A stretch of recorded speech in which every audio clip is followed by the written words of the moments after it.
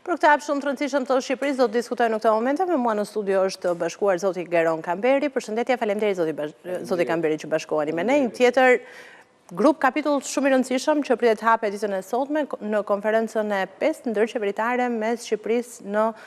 Bruksel. Ju në fakt e keni paralajmëruar edhe më herët, duke patur parasysh të gjithë listën e grup kapitujve dhe të konferencave ndërqeveritare që janë parashikuar në kuadër të antarësimit, por çfarë do të thotë konkretisht një hap i tillë? Gjithsesi,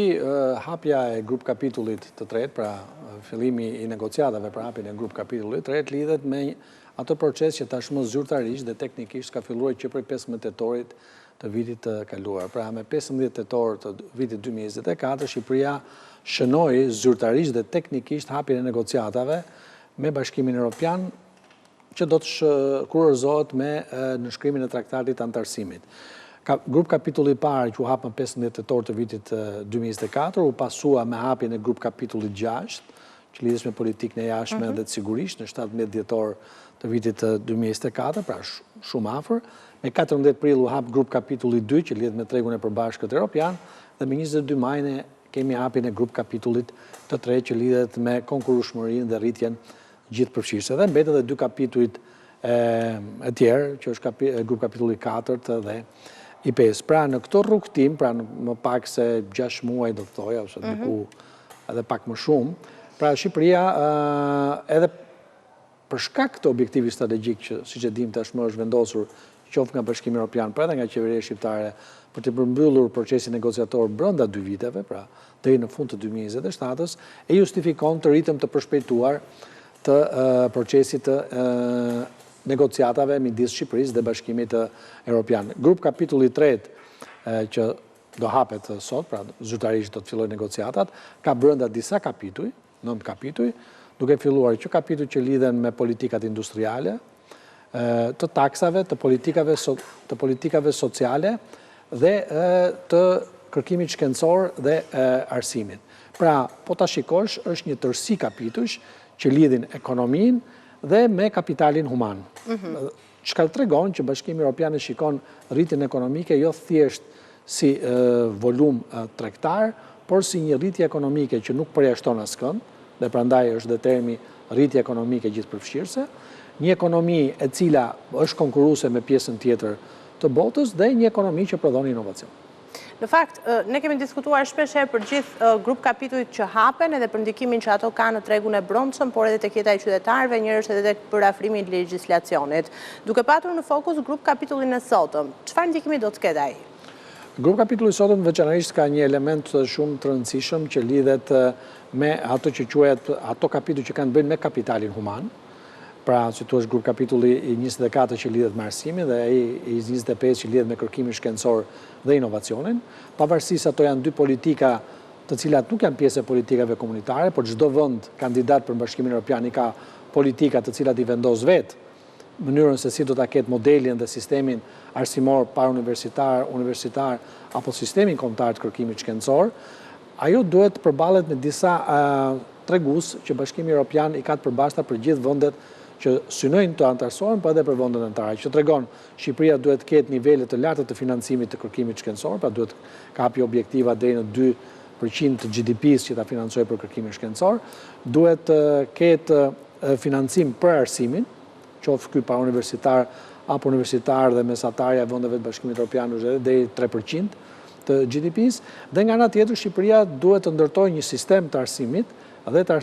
kërkimit shkencor që janë pjesë e zonës europiane të arsimit dhe zonës europiane të kërkimit shkencor. Pra, sistemi që të arrijnë të ndërveprojnë, tashmë ky proces ka filluar prej vitesh, por që do të bëhet më i zhdërvjellët dhe kontaktet do të jenë më të shpejta. Për sa përket pjesës ekonomike, Shqipëria duhet të ketë politika industriale, të cilat bëjnë të mundur që të ketë një ekonomi e cila arrin të përballojë konkurrencën që vjen nga vendet e Bashkimit Evropian, por nga ana tjetër duhet të ketë një rritje ekonomike gjithëpërfshirë. Pra, sisteme të politikave sociale, të cilat dhe ata që për arsye të konkurrencës apo të dinamikave që ka tregu punës dalin pa punë, të kenë një sistem të mbrojtjes sociale, i cili i bën të mundur që ata të rikthehen sa më shpejt në tregun e punës, dhe elementi tjetër shumë i rëndësishëm është pjesa e transformimit digjital. Ka një kapitull veçantë për transformimin digjital dhe neve nëse do kemi parasysh faktin edhe të debati që po zhvillohet në nivel global për ndikimin që do ketë teknologjitë e informacionit, inteligjencë artificiale dhe automatizimi i ekonomisë, ato të njohurit tashmë robotët humanoid, tregon që Shqipëria është përballë një grup kapitujsh, jo nga më të vështirët, po gjithsesi do të ketë shumë sfida dhe këto nëse do të përkthehen në politika dhe forcim institucional brenda vendit, natyrisht do të shndrohen në rezultate të prekshme edhe për të gjithë, për mënyrën e funksionimit edhe për shërbimin që marrin qytetarët dhe gjithçka tjetër. Tani, ne i përmendëm sot i Kamberi ritmet shumë të shpejta që ka patur Shqipëria në gjithë këtë rrugë përgjatë këtyre viteve dhe muajve. Nga ana tjetër është vënë re edhe një lloj përqafimi i përfaqësuesve të lartë institucioneve të Bashkimit Evropian, po edhe të liderëve në vetvete për të gjithë rrugën që Shqipëria ka ndjekur, duke sjellë këtu në vëmendje edhe deklaratat që kanë patur, qoftë në samitin e Komunitetit Politik Evropian, edhe në konferencat e tjera ndërqeveritare. Në përshpejtimin e procesit, ju çfarë prisni? Si do të ecet në vijim? Natyrisht, siç e përmenda edhe pak më parë, për shkak të këtij objektivi strategjik që tashmë është bërë publik, pra qoftë nga Bashkimi Evropian, më rast nga kryekomisionera von der Leyen dhe komisionera e zgjerimit Kos, në moment që ata morën votbesimin para Parlamentit Evropian, ato parashtruan si objektiv strategjik për këtë mandat të Komisionit Evropian që të paktën mekanizmi i zgjerimit ose politika e zgjerimit që si thosh është ndërprerje që prej antarësimit të Kroacisë në 2013, pra të shënojë një hap tjetër duke antarësuar të paktën 2 vende nga Ballkani Perëndimor. Ky është objektivi strategjik, siç është Shqipëria dhe Malizi, që edhe në gjykimin dhe në vlerësimin e Komisionit Evropian janë vendet që janë më afër këtij procesi. Dhe natyrisht kjo është mbështetur edhe me deklarata politike, pra ky objektiv strategjik, sepse duhet kemi parasysh që politika e zgjerimit, e kam theksuar edhe herë tjetër, është një politikë që përfshin atë që quhet politika jashtme e përbashkët e Bashkimit Evropian dhe sigurisë. Pra është një instrument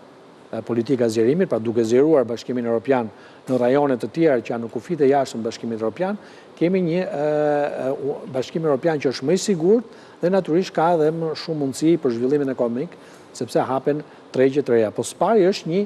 zgjerohet perimetri i sigurisë së Bashkimit Evropian, ai që quhet kordoni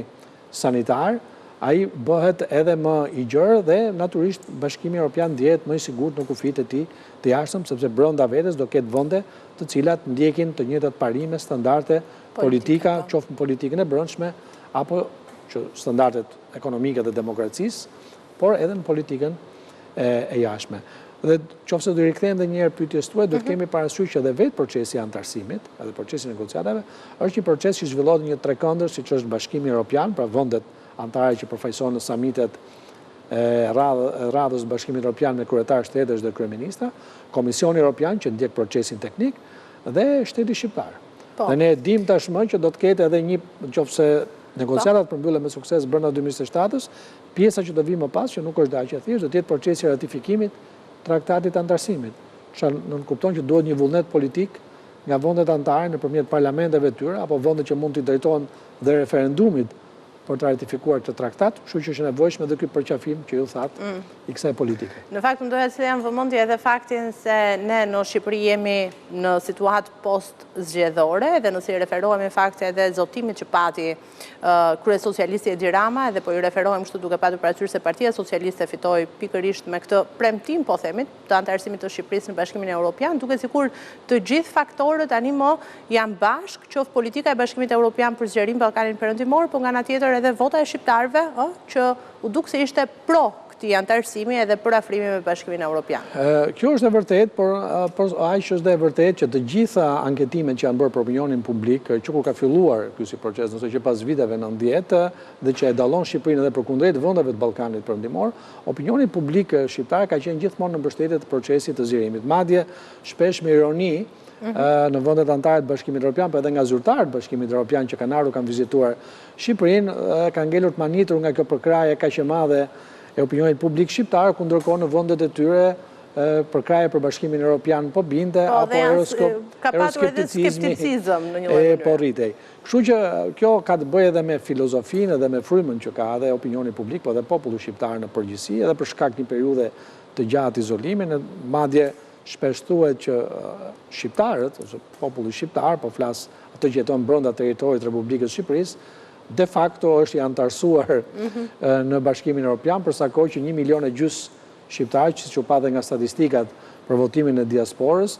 jetojnë në vendet anëtare të Bashkimit Evropian. Po edhe geografikisht. Patjetër, geografikisht, po,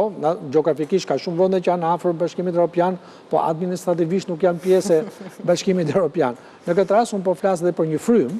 edhe për shkak të afërsisë që ka Shqipëria me 2 vende anëtare të Bashkimit Evropian, siç është Greqia dhe Italia, ku dhe masa më e madhe e emigrantëve që lëvizën pas viteve 90 drejt këtyre 2 vendeve e ka rritur në mënyrë të dukshme numrin atyre qytetarëve që lëvizin. Heqja e vizave pastaj në 2010 dhe lëvizja shumë e shpejt, po të shikosh sot shkosh në aeroport, të shikosh një masë të madhe njerëzish që lëvizin, dhe kjo tregon një përgatitje dhe psikologjike të opinionit publik për të bërë pjesë e Bashkimit Evropian. A është ky një moment historik në gjykimin tuaj që Shqipëria është më pranë se kurrë antarësimit në Bashkimin Evropian? Natyrisht është një moment, po unë do të gjykoja që ai, nëse do të përdornim këtë fjalë si moment historik do të ishte përmbyllja e negociatave brenda 2027-s në shtrimi i tratatit të antarësimit dhe që një farë kuptimi do ta çlironte Shqipërinë nga pesha e momentit historik, sepse ajo çfarë i takon Shqipërisë nga kuptimin si qeveri, si shoqëri dhe si biznes ka përfunduar, dhe tashmë u takon vendeve anëtare të Bashkimit Evropian që shprehin ata vullnetin e tyre në rast se duan Shqipërinë anëtare të Bashkimit Evropian. Unë ju falenderoj shumë. Faleminderit juve që ishit me mua dhe për gjithë analizën që ndat me ne. Faleminderit.